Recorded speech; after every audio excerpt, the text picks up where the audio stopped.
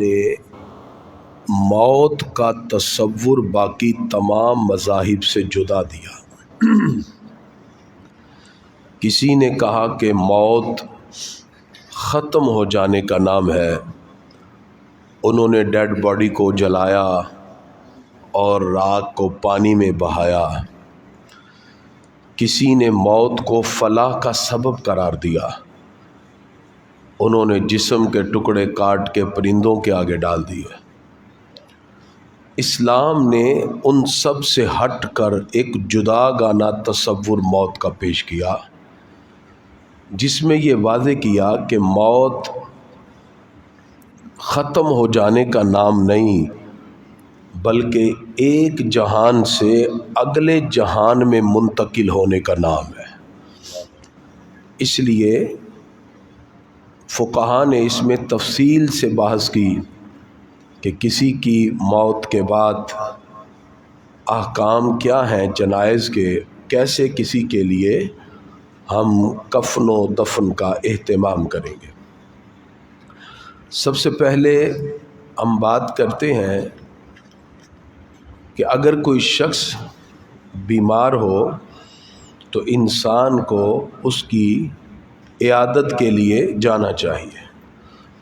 اس کی بے شمار فضیلت ہے، اور جب بھی عیادت کے لیے جائیں اچھے کلمات کہیں، جیسے حضور صلی اللہ علیہ وسلم مریض کی عیادت کے لیے جاتے تو آپ فرماتے لا باس طہور انشاء اللہ تعالی، کوئی حرج کی بات نہیں، اللہ یہ مرض انشاءاللہ گناہوں سے پاک کرنے والا ہوگا۔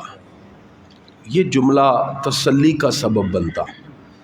جب ایک شخص سمجھتا ہے کہ میں بیماری سے گزر کے گناہوں سے پاک ہو جاؤں گا تو اسے پھر وہ تکلیفیں راحت میں بدلتی ہوئی نظر آتی ہیں، اور اس کی فضیلت بے شمار ہے کہ جو آدمی صبح کو جائے تو شام تک 70,000 فرشتے اس کے لیے استغفار کرتے ہیں، شام کو جائے تو صبح تک اس کے لیے 70,000 فرشتے بخشش کی دعا کرتے ہیں۔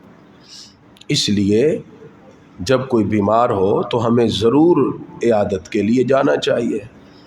اور اس کے علاوہ دیگر بھی روایات میں کسی مسلمان کے جو حقوق بیان کیے گئے اس میں یہ بات ذکر کی گئی کہ جب وہ فوت ہو جائے تو اس کے جنازے کے ساتھ جائے۔ یہ سارے مومن کے مسلمان پہ حقوق ہوتے ہیں۔ جہاں تک موت کا ذکر ہے، ہر ایک نے دنیا سے جانا ہے۔ حضور اکرم صلی اللہ علیہ وسلم فرماتے ہیں اکثروا ذکر حازم اللذات الموت، فرمایا کثرت کے ساتھ لذتوں کو ختم کرنے والی موت کا ذکر کیا کرو، تاکہ انسان کو دنیا کی لذتوں میں صرف دل نہ وہ لگائے بلکہ آخرت اور قبر کی تیاری کی طرف بھی متوجہ ہو جائے۔ جب بھی کسی کو موت کا وقت آ جائے اور آپ وہاں قریب ہوں تو کیسے اس بندے کو جس کی روح و بدن سے نکلنے والی ہے اس کے لیے اہتمام کیا جائے۔ اگر وہ داہنی کروٹ پہ ہو سکتا ہے تو کروٹ پہ کر لیا جائے تاکہ قبلے کی طرف منہ ہو جائے۔ اگر یہ ممکن نہیں تو اس کے بیڈ کو، چارپائی جس پر بھی ہے، اس کو اس طرح کر دیا جائے کہ اس کے چہرے کے، اس کے سر کے نیچے تکیہ رکھ دیں تاکہ چہرہ قبلے کی طرف ہو جائے۔ اور جب قبلے کی طرف منہ ہو جائے تو جان کنی کی حالت میں روح پاؤں سے نکلنا شروع ہوتی ہے، اس کے قریب کلمہ شہادت پڑھنا شروع کریں، تلقین کریں، کہیں نہ اسے، یعنی اس کے قریب کھڑے ہو کے پڑھنے لگ جائیں اشہد ان لا الہ الا اللہ و اشہد ان محمد رسول اللہ، ایسے پڑھنا شروع ہو جائے۔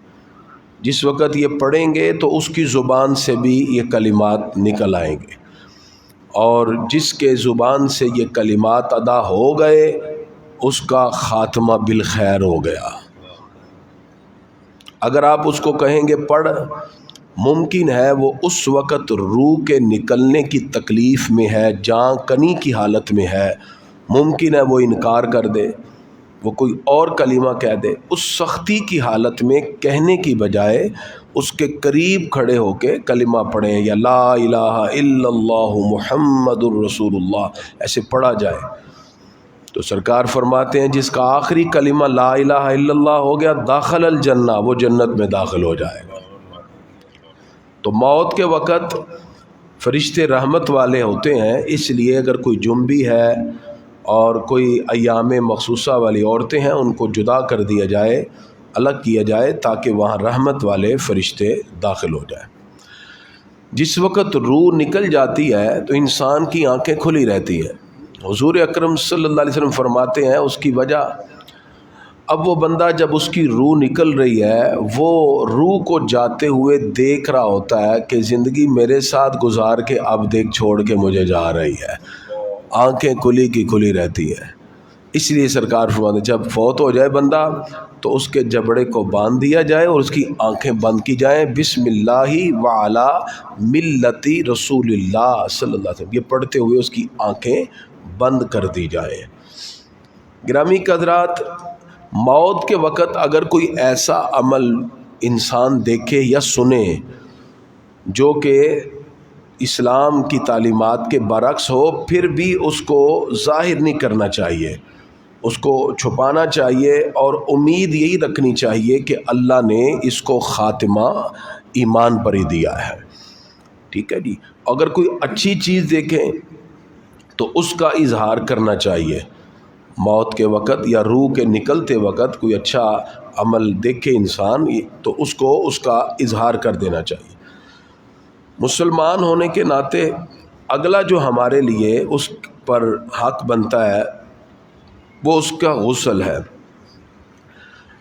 عورت عورت کو غسل دے گی اور مرد مرد کو، البتہ بیوی اپنے شوہر کو غسل دے سکتی ہے، اس کے علاوہ مرد اپنی زوجہ کو غسل نہیں دے سکتا۔ میت کو نہلانے کے حوالے سے اکثر لوگ مختلف لوگوں کو ڈھونڈنے نکل جاتے ہیں، جی اب غسل کے لیے کوئی بندہ ڈھونڈے، حالانکہ چاہیے کہ ہم اپنے پیاروں کو خود غسل دیں، جیسے بندہ خود اپنے آپ کو غسل دیتا ہے، نہاتا ہے، ایسے ہی وہ غسل دے۔ اس کے لیے جس وقت غسل دینے کا ارادہ ہو، چونکہ میت کو نہلانا فرض کفایہ ہے، جس تختے وغیرہ پہ لٹائیں اس سے 3 یا 4 مرتبہ دھونی دے دیں، یعنی کہ اگربتی لگا کے اس کے گرد گھوم لیں، اس کے بعد اس کے کپڑے اتارے جائیں۔ شرع میں کسی کے سطر کو کھولنے کی اجازت نہیں، ناف سے لے کے گھٹنے تک کی جو جگہ ہے اس پہ کپڑا رکھ دیا جائے، اور یہ اسلام نے طہارت اور پاکیزگی کا تصور دیا۔ جس دین میں مرنے کے بعد ناف سے لے کے گھٹنے تک کھولنے کی اجازت نہیں، وہاں نوجوان اکثر چھوٹے چھوٹے کچھے پہن کے کھیلتے نظر آتے ہیں۔ اسلام میں اس طرح سطر کے کھولنے کی اجازت نہیں، یہ مرد کا سطر ہے، لہذا اتنا کپڑا رکھنے کے بعد اس کے بعد اب اس کو غسل کروایا جائے، چاہیے تو پہلے اس کو اسی طرح ٹیک لگا کے پیٹ دبایا جائے، استنجا پہلے کرا دیا جائے، اس کے بعد پھر اس کو جس طرح وضو کرتے ہیں وضو کروایا جائے، ناک میں اور منہ میں پانی نہ ڈالا جائے ورنہ پیٹ پھول جائے گا، اس پہ روئی وغیرہ رکھ دیں، اور پھر پانی کو بہائیں دائیں طرف 3 مرتبہ، اسی طرح بائیں طرف 3 مرتبہ، پھر اس کو ٹیک لگا کے اچھی طرح پانی بہا دیا جائے اور صابن وغیرہ لگا کے اس کو غسل دیا جائے، جس طرح عام غسل دیتے ہیں۔ گرامی قدرات، غسل کے بعد مرد کے 3 کپڑے ہوتے ہیں کفن کے اور عورت کے 5 کپڑے ہوتے ہیں۔ اس مسئلے کو بھی ذہن نشین رکھیں، جب مرد کو کفن دیا جاتا ہے اس کے 3 کپڑے ہیں، ازار، قمیض، لفافہ۔ عورت کے لیے اس کی اوڑھنی اور سینہ بند، یہ 2 کپڑے زیادہ ہوتے ہیں۔ اب ہمیں کیا چاہیے، مسلمان ہونے کے ناطے ہمیں یہ سارے مسائل سیکھنے چاہیے، تاکہ اگر ہمارا کوئی پیارا جب دنیا سے جاتا ہے ایک بیٹا جتنے پیار اور محبت سے اپنے باپ کو غسل دے سکتا ہے، کوئی اور پروفیشنل ایسے غسل تو نہیں دے سکتا. تو اس کے لیے تربیت کی ضرورت ہے اپنی اولاد کی. اس لیے اپنے بچوں کو جہاں تک ہو سکے مساجد میں ساتھ لائیں، تاکہ کم از کم ان کو اتنی تربیت تو ہو. جیسے جیسے ہم اپنی اولاد کی تربیت کرتے ہیں، اولاد نے آگے ویسے ہی کرنا ہے. تو اس کے لیے یہ ہمارا بھی فرض بنتا ہے. تو غسل کے لیے ایسے ہی مسائل جس طرح میں نے ابھی بتائے کہ عموماً اس کے بعد اس پر آب زمزم چھڑک دیا جاتا ہے، اس کے بعد خشک کیا جائے کپڑے سے، اور پھر میت کو اٹھا کر جب چارپائی پہ رکھا جائے اس سے پہلے 3 کپڑے مرد کے بچھا دیے جائیں.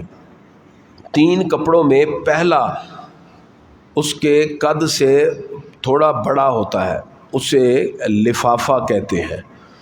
اس کے بعد دوسرا ایزار ہے جو بندے کے قد کے برابر ہوتا ہے، اور تیسرا اس کی قمیض ہوتی ہے جو کندھے سے لے کے گھٹنے کے نیچے تک ہوتی ہے. یہ 3 کپڑے مرد کے لیے ہوتے ہیں: ایزار، قمیض، لفافہ. لفافہ اسے اس لیے کہتے ہیں وہ ذرا بڑا ہوتا ہے، اس میں لپیٹ دیا جاتا ہے. لہذا یہ 3 کفن تو ضروری ہیں. البتہ اگر ضرورت پڑ جائے تو اس وقت پھر کم بھی کپڑے ہوں تو 2 پر بھی اکتفا کیا جاتا ہے. جس وقت زلزلہ آیا تھا اس وقت یہ کنڈیشن رہی. بہت سے لوگ سوال کرتے تھے، اس وقت وہاں کفن اتنے میسر نہیں تھے، بلکہ غسل کے لیے بھی پانی میسر نہ تھا.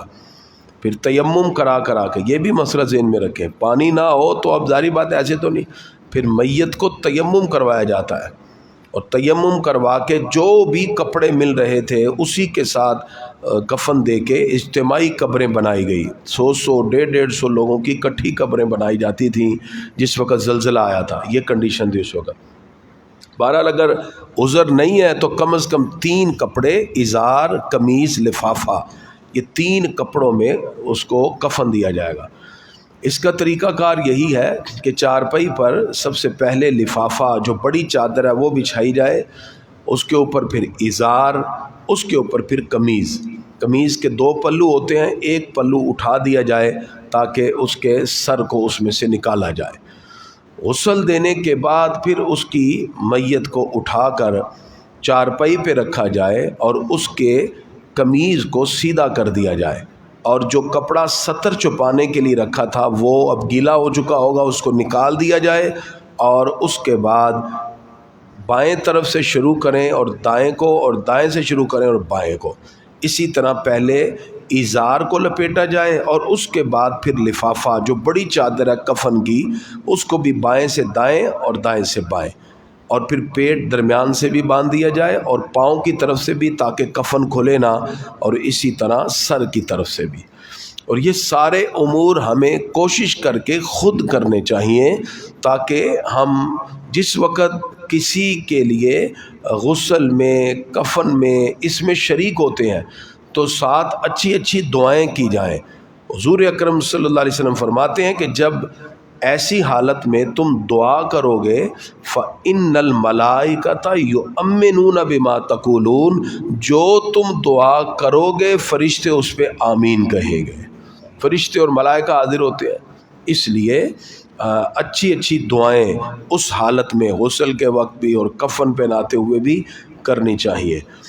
اچھا گرامی قدرات، اب جس طرح کسی بندے کی موت کا وقت ہو اس وقت بھی ہم نے اس کے لیے اسباب اچھے، ہم نے کلمہ طیبہ پڑھا، ہم نے کلمہ شہادت پڑھا جس سے اس کی زبان سے کلمہ جاری ہو گیا، یعنی کان میں پڑھے تو وہ زبان سے کہہ دے گا. ایسے ہی جیسی روح نکل گئی بدن سے، اب ہم اس کے لیے جیسے غسل کے یہ سارے معاملات سے گزرے، کفن کے حوالے سے عورتوں کے لیے 2 کفن کا اضافہ کر دیا کہ ایک سر کو چھپانے کے لیے اوڑھنی اور ایک سینے پہ کپڑا رکھ دیا سینہ بند، ان کے ہو گئے 5 کپڑے. اس طرح ان کو بھی کفن دیا جاتا ہے. گرامی کے حضرات، اس کے بعد پھر جنازے کا معاملہ ہے. جنازہ کوشش کی جائے کہ مکروہ وقت میں نہ لایا جائے. مجبوری ہو تو ٹھیک ہے، پھر مکروہ وقت میں بھی پڑھ لیا جائے، کیونکہ جنازے کا ٹائم رکھنے میں ہمیں اختیار ہوتا ہے. تو لہذا اگر کوئی جنازہ مکروہ وقت میں ہی لایا گیا تو پھر مکروہ وقت میں پڑھ سکتے ہیں، لیکن اگر کوئی مکروہ وقت سے پہلے جنازہ آ گیا اور پھر اس کو آپ لیٹ کر کے مکروہ میں داخل کریں گے، اب نہیں پڑھیں گے، کیونکہ جس وقت وہ لازم ہوا وہ کامل وقت میں تھا، اب اس کو تاخیر کر کے مکروہ وقت میں داخل کر دیا جائے تو یہ درست نہیں۔ جنازہ جس وقت اٹھا کے چلا جاتا ہے اس کے لیے بھی شریعت نے احکام دیے ہیں۔ چارپائی کے 4 پائے ہوتے ہیں، سنت طریقہ یہی ہے کہ چاروں طرف سے کندھا دے کے مسلمان کو اس طرح چلنا چاہیے، یہ بھی ایک عبادت ہے۔ اسلام نے اس میں بھی کنسپٹ عبادت کا رکھا ہے۔ جب جنازے کو اٹھائیں تو اس کا طریقہ کار جو سنت کے مطابق ہے کہ یکے بعد دیگرے چاروں پایوں کو کندھا دیا جائے، اگر ممکن ہو تو 10 قدم، اور اگر لوگ زیادہ ہیں تو جتنے قدم چل سکتے ہیں کم از کم آپ اس میں کندھا ضرور دیں۔ یعنی اس کا طریقہ کار یہی ہے کہ پہلے دائیں طرف سرانے سے آئیں، سرانے کی طرف دائیں طرف آ کے کندھا دیں، 10 قدم چلیں، پھر پائنتی کی طرف چلے جائیں دائیں طرف سے ہی، پھر اٹھائیں اور 10 قدم، پھر بائیں طرف چلے جائیں سرانے کی طرف اور اٹھائیں اور 10 قدم، اور پھر اسی طرح بائیں پائنتی کی طرف چلے جائیں اور اٹھائیں اور 10 قدم، ایسے 10 10 10 40 قدم ہوئے۔ حدیث میں آتا ہے جو 40 قدم جنازہ لے کر چلے اللہ اس کے 40 کبیرہ گناہ معاف فرما دیتا ہے، صغیرہ نہیں کبیرہ گناہ، اتنا اجر اور ثواب ہے، ہم اکثر اس سے معروم ہو جاتے ہیں۔ اور یہاں بھی ایک مقام پہ حدیث ہے کہ جو بندہ اسی طرح جنازے کو 4 پایوں سے اٹھا کے چلتا ہے اللہ تعالیٰ اس کی حتمی مغفرت فرما دیتا ہے۔ تو موقع ملے تو جنازے کو، اب اس میں جو عوام میں باتیں مشہور ہیں جیسے شوہر بیوی کے جنازے کو کندھا نہیں دے سکتا، کوئی ایسی حرج نہیں، دے سکتا کندھا، ٹھیک ہے نا، تو یہ صرف عوام کے اندر بات مشہور ہے، شرع میں اس کا کوئی تعلق نہیں ہے۔ البتہ جب ڈیتھ ہو جائے تو بیوی کو قبر میں اتارنا وغیرہ اس میں کوشش کی جائے کہ اب محرم آگے ہوں، اگر اس کے بھائی ہیں بیٹے ہیں وہ اس کو اتاریں جنازے کو، اور شوہر اس میں نہ اتارے۔ جنازے کو لے کے جانے کے اندر نہ بہت تیزی سے چلا جائے نہ بہت آہستہ، معتدل رفتار میں چلا جائے۔ عورتوں کا جنازے کے ساتھ جانا ناجائز ہے اور ممنوع ہے۔ جنازے میں جاتے ہوئے دنیاوی باتیں نہیں کرنی چاہیے، دل مردہ ہو جاتا ہے، بلکہ موت پر غور کریں اور اپنی بھی قبر کو یاد کریں اور کلمہ شہادت پڑھتے جائیں یا کوئی اور ذکر یا کلمہ طیبہ پڑھتے جائیں، دنیاوی باتوں سے گریز کرنا چاہیے۔ نماز جنازہ بھی فرض کفایہ ہوتا ہے، یعنی اگر چند لوگ بھی پڑھ لیں گے تو بھی ان کا سب کی طرف سے ہو جائے گا۔ نماز جنازہ کے لیے جس وقت جنازہ تیار ہو ہمیں کوشش کرنا چاہیے ہم گھروں سے ہی وضو کر کے جائیں۔ عموماً لوگ یعنی کہ 2-4 ہو تو پھر بھی ہے، اکثر پورا سارے 4 پائی رکھ کے وضو کرنے چلے جاتے ہیں، یعنی سارے لوگ بے وضو ہو کے نکلے تو پھر وہ تو اہتمام تو نہ ہوا نا۔ اہتمام یہی ہے کہ باوضو آپ گھر سے نکلیں اور درمیان میں کلمات پڑھتے ہوئے جائیں اور جنازے کے لیے تیاری کر کے۔ نماز جنازہ اس کے لیے 4 تکبیرات ہوتی ہیں، اور پہلی تکبیر کے بعد ثنا ہے، دوسری کے بعد حضور صلی اللہ علیہ وسلم پہ درود پاک ہے، اور تیسری کے بعد میت کے لیے بخشش کی دعا ہے، اور اس کے بعد چوتھی تکبیر کے ساتھ نماز جنازہ پورا ہو جائے گا۔ نماز جنازہ میں دعا جو جنازے کی ہے وہ، اور اس کے علاوہ بھی دعائیں معصورہ پڑھی جا سکتی ہیں جس میں بخشش کی دعا ہو۔ البتہ جو بچہ ہو اس کے لیے الگ دعا ہے، جو بھی بالغ نہیں ہوا نابالغ اور بچی کے لیے الگ دعا ہے۔ نماز جنازہ کے بعد دفن کے لیے بھی اجر ہے۔ حدیث میں آتا ہے جس نے ثواب کی نیت سے جنازے میں شرکت کی 1 قیراط ثواب، جس نے دفن میں شرکت کی ثواب کے لیے 2 قیراط ثواب، اور 1 قیراط احد پہاڑ کے برابر ہے۔ میت کو جب دفنایا جائے تو کوشش کی جائے کسی اچھی جگہ پر، کسی اللہ والوں کے بارگاہ کے قریب، مزار شریف ہے، کوئی بزرگ ہیں تو وہاں دفنایا جائے۔ میت کے لیے دفنانے میں دونوں طرح کی قبریں جائز ہیں، صندوقچی قبر یا لحد۔ لحد آگے کر کے ہوتی ہے جو قبلے کی طرف کھودی جاتی ہے، اور اس میں جب اتارا جائے تو نیک لوگوں کو آگے ہونا چاہیے، بسم اللہ وعلی ملتی رسول اللہ سارے پڑھتے پڑھتے اس کو قبر میں اتارے، اور اس کا کفن کھول دیا جائے اور اس کا چہرہ قبلے کی طرف کر دیا جائے۔ اب آگے جو معاملہ ہے وہ اللہ کے سپرد ہے۔ مٹی قبر پہ سارے ڈالیں دعا پڑھتے ہوئے، منہا خلقناکم وفیہا نعیدکم ومنہا نخرجکم تارۃ اخری، یہ پڑھتے ہوئے مٹی ڈالی جائے۔ پھر سرانے کھڑے ہو کے سورہ البقرہ کی ابتدائی آیتیں اور پائنتی کی طرف کھڑے ہو کے آخری آیتیں اور قبر پہ اذان دے دی جائے۔ اس سے قبر والے کے لیے منکر نکیر کے سوالوں کے جواب میں آسانی پیدا ہوتی ہے۔ یہ ہے کسی بھی مسلمان کو اس کے موت کے بعد، مرنے کے بعد اس کو دنیا سے رخصت کرنے کا طریقہ۔ ہمیں چاہیے یہ طریقہ سب سیکھیں اور اپنے پیاروں کو خود اپنی دعاؤں کے ساتھ خود غسل دے کے، کفن اچھی طرح پہنا کے، نیک نیک دعائیں اللہ کی بارگاہ میں التجائیں کرتے ہوئے پھر اس کے لیے یہ سارا آخرت کا معاملہ اور اگلی زندگی کے لیے ان کو ہم رخصت کریں۔ اس سے اللہ کی بھی رضا ہے، اجر و ثواب بھی ہے، اور بحیثیت مسلمان ہمارا حق بھی ادا ہوتا ہے۔ دعا ہے اللہ تعالی ہم سب کو دنیا کے